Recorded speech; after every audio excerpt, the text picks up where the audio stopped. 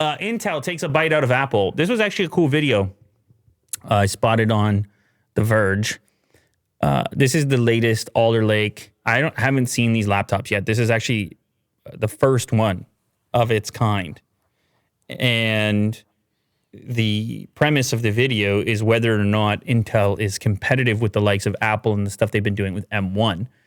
It's a little bit strange in the sense that you're comparing two laptops that aren't really comparable, in a sense that a lot of people that want an M1 MacBook are looking for something that is thin and light.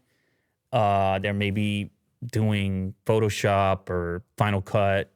And then the MSI laptop that's in this video with a tremendous spec sheet, Alder Lake, i9 with RTX 3080, it's more targeted at gamers. That just seems to be what happens. Mm-hmm.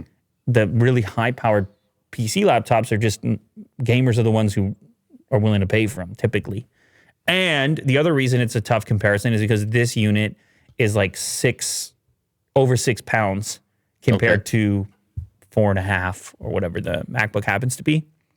So this is a Core i9 12900HK RTX 3080 Ti, 32 gigs RAM, 2 terabyte SSD. The model that she looked at in the video is 1080p 360 hertz. So 360 hertz? Even more gamer. That's insane. Even more gamer targeted. It is a $4,000 laptop. That's no joke. Huge RGB strip on the front. You can configure it with a high-res display, which will have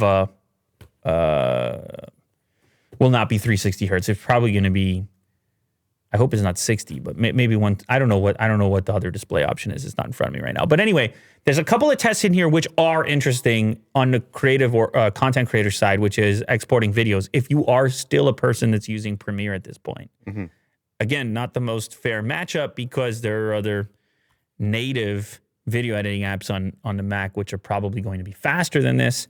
But here you can see a 16-inch M1 Max. Only bests on this new chip, barely, on an H.264 export test for Premiere Pro 4K. We're talking like 10 seconds. And you know that M1 Max chip is very expensive, that particular 16-inch MacBook Pro. So what does it tell us? Like, is Intel catching up? Does Intel have an answer here? Are things getting better? Well, yeah, probably. But there still seems to be this divide between these types of customers. And then we start to really appreciate how hard it is to get these types of specs and this type of performance in something as small as the M1 MacBook Pro and thin and light and so on. Now, granted, it doesn't have an RTX 3080, so that's worth noting too. Either way, it's good news for gamers. If you've got the budget for it, this new stuff looks pretty promising.